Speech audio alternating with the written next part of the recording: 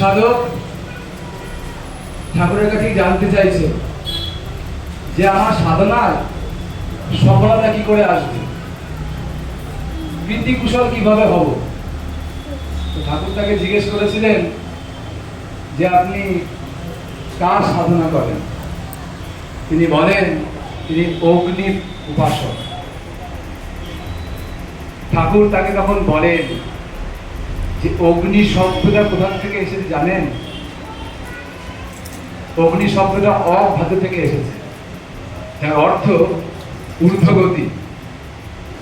ঠাকুর বলছে আপনার জীবনে এমন কি কেউ আছেন যার মধ্যে, যার জীবনের প্রতিটি পদক্ষেপে ঊর্ধ্বগতি ফুটে উঠেছে? তার শরণাপন্ন হওয়া লাগে, তবেই অগ্নির উপাসনা হয়। আজ সকালেই একজনের সাথে কথা হচ্ছিল, তিনি বলছিলেন মানুষকে ভালোবাসতেই হয়, আর কিছু লাগে না। আমাদের এখানে উপস্থিত অনেকের হয়তো থাকতে পারে না ভাবনা, কেন ঠাকুরের কাছে কেন এসেছি, কেন এই সৎসঙ্গ, কেন এই ঠাকুরের জগতে আচার্য পরম্পরার মাধ্যমে এত অ্যাক্টিভিটি প্রতিনিয়ত, কিসের জন্য? এই যে কথাটা, এই যে মানুষকে ভালোবাসতেই হয়, একদম সঠিক, সত্যি তাই। মানুষকে ভালোবাসতেই সবটা হয়ে যায়, কিন্তু যে আমি বলছি কথাটা, আমি কি মানুষকে ভালোবাসতে জানি? আমি কি মানুষকে ভালোবাসতে পারি? তাহলে যার জীবনে এই মানুষকে ভালোবাসাটা চরমভাবে প্রতিফলিত হয়েছে, তাকে ভালোবাসতে লাগে, তবেই প্রকৃত মানুষকে ভালোবাসা যায়। আর আমার জীবনে আমি যতটুকু স্টাডি করেছি ছোটবেলা থেকে এখনো অবধি, শ্রী শ্রী ঠাকুরের মতো মানুষকে ভালোবাসার কাঙাল পাগল কেউ নেই, কাউকে দেখিনি। যদি কেউ ঠাকুরের দীক্ষা না নিয়ে থাকে, ঠাকুরের জীবনী পড়ে, ঠাকুরের অজস্র ঘটনা জীবনের, জীবনী, আলোচনা প্রসঙ্গ, নানা প্রসঙ্গ, অনেক কিছু আছে, সেগুলো যদি পড়ে, যদি অ্যাজ এ লিটারেচারও পড়ে, দেখবে যে এমন প্রেমের প্রতিফলন কোথাও আছে কি না আমার জানা নেই, সত্যি কথা। তাহলে সেই মানুষটাকে যদি ভালোবাসি, তবেই আমি প্রকৃত মানুষকে ভালোবাসতে পারলাম, তবে এই মহা জীবনের পথ পাওয়া গেল। আমার জীবনে শ্রী ঠাকুরকে আমি সচক্ষে দেখতে পাচ্ছি না, তিনি আছেন, কিন্তু আমার সেই দৃষ্টি নেই, সেই সাধনা নেই যে তাকে আমি প্রতি মুহূর্তে অবলোকন করব। তাই আমার জীবনে কে আছেন? আমার জীবনে আছেন শ্রী শ্রী আচার্যদেব। শ্রী শ্রী আচার্যদেব প্রতি মুহূর্তে আমার কি করে মানুষকে ভালোবাসতে হয় সেই পথ বলে দিচ্ছেন প্রতিটা মুহূর্তে। আমাদের মোটিভেশন এরা সভা থেকে আসে, সৎসঙ্গ থেকে আসে, বিভিন্ন আলোচনার জায়গা সভা থেকে এই মোটিভেশন আসে, কিন্তু যখন এই মোটিভেশন থাকে না, তখন কি করে নিজেকে সামলাবো? তাই একটা কথা আছে, when motivation runs low, discipline has to take over.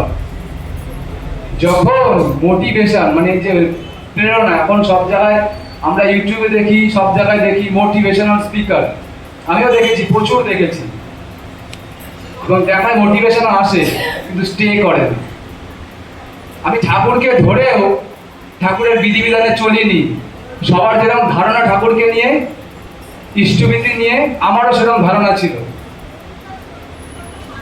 কিন্তু যখন এই মোটিভেশন আমার লো হয়ে যেত এবং আমার কনসিস্টেন্সি ব্রেক হতো, তখন আমার সামাল দিতে পারতো না এই মোটিভেশনাল ভিডিও, আমার দেখতে ইচ্ছা করতো না এই মোটিভেশনাল ভিডিও। তখন যখন মন নিম্নগতি পায়, কারণ মন নিম্নগতি পাবেই, কারণ প্রভু বলছেন, প্রভু যিশু বলেছেন, I come from above, you all from beneath, আমি উপর থেকে এসেছি, তোমরা নিচের থেকে।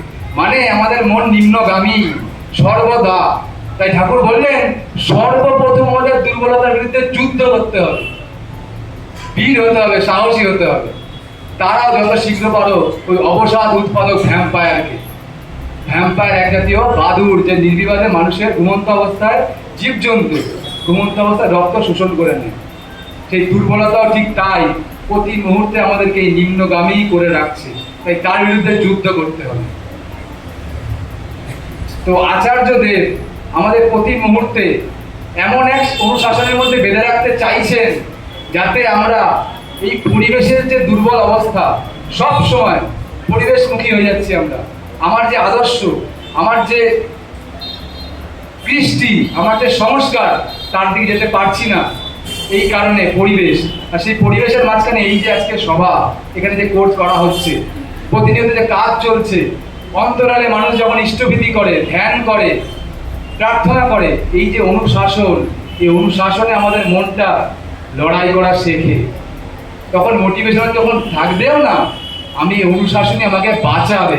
তাই বলছেন যে when motivation runs low, discipline has to take over. অনুশাসনকেই তখন অবলম্বন করতে হবে। আর এই অনুশাসন আমি কি করে পাবো? আমার জীবনে যদি সেই জীবন্ত মানুষটা না থাকে, যিনি নিজে অনুশাসিত। আমার আচার্যদেব অনুশাসিত, শ্রী ঠাকুরের বিধিবিধানের জীবন্ত রূপ তিনি প্রতিটা মুহূর্তে, ভোরবেলা, মাঝরাত থেকে অনেক রাত অবধি এই অনুশাসনটা কি করে পালন করতে হয়, এই অনুশাসিত জীবনটা কেমন হয়, তিনি আমাদের করে দেখাচ্ছেন এবং আমাদের কাছেও তিনি তুলে ধরছেন, তোমরা এইভাবে চলো। তিনি তাদের যেটা অনুভব করছেন ঠাকুরকে নিয়ে, যেই সেন্স, যেই বোধ, আমরাও তা পাবো। আজকে শিক্ষায় আমরা কি অবস্থা বর্তমানে বুঝতে পারছি। আর ঠাকুর বলছেন, দীক্ষা নিয়ে শিক্ষা ধরিস, আচার্যকে করে সার, আচরণী বোধ চয়নে জ্ঞানের সাগর হনা পার। তাহলে আমাদের আচার্যদেব আছেন, তিনি যেমন যেমন আমাদেরকে শিক্ষা দিচ্ছেন, সেই শিক্ষায় শিক্ষিত হয়েই আমাদের এই যে জ্ঞানের সাগর, এই ভবসাগর পাড়ি দিতে হবে। অত্যন্ত কঠিন, যদি আমরা আমাদের জীবনে সঠিক গাইডেন্স না পাই, এই পথে চলা খুব কঠিন। একটা ছোট্ট ঘটনা বলে শেষ করছি। ঠাকুর গড়াল বাংলায় বসে আছেন, খুব ঝড় উঠলো, একজন মানুষের চোখের মধ্যে একটা কুটো ঢুকে গেছে, ছোট্ট কুটো, চোখে সহজে দেখা যায় না। তো সেই মানুষটা পাগল হয়ে গেছে সেই কুটোটাকে বার করার জন্য, কিছু দেখতে পাচ্ছে না চোখে। তো তখন সেই মানুষটাকে একজন সাহায্য করলো চোখের কুটোটা বার করার জন্য। ঠাকুর বললো, তখন ঠাকুর যে ভাষায় বলতো আমি ঠিক বলতে পারি না, আমি আমার ভাষাতেই বলছি, যে দেখেছো, একটা চোখের সামান্য কুটো বার করতে গেলেও একজনের সহায়তা লাগে। তাহলে এই জীবনের যে এত ঘনঘটাময় রাস্তা, এটা পার করতে গেলে একজন লাগবে না? জয় গুরু।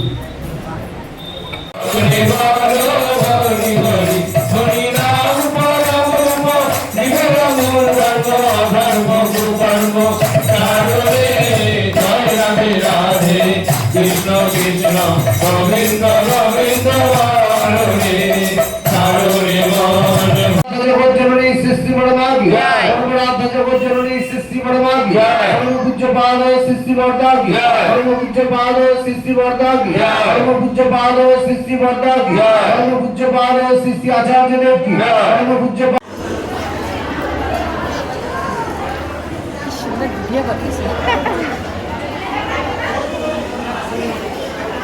ও ঠাকুর খুলে দিন। আমারটা ওখানে রেখে দেখি। ওই দেখ এখন আইসে খাইতে